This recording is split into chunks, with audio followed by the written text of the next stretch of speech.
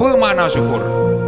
Makna syukur sarful abdi ma an'amallahu bihi alaihi ila ma khuliqa li ajlihi.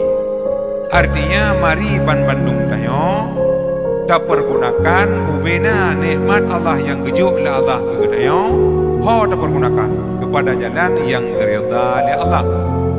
Yang kejut yang penting udip tayo bergerak dengan Allah. Hanaga ke manusia kakahana gini.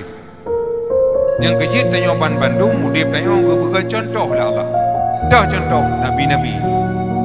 Yang kejut bandung nabi udip nabi cukup jeroh dengan Allah. Karena nabi pu yang guyula Allah ke gereja yang bertam kedengai. Tabak udip dalam dunia nyomak tigra hilang mudah ingat. Hana tip lawet daduk dalam dunia cuma sekejap. Yang kejijino bandung tanyo bedah jak minta bukai. Baik cuma dodo bandung getanyo jut ke menyesai. Udip dalam dunia bandung tanyo baik waham roh cantik rupa.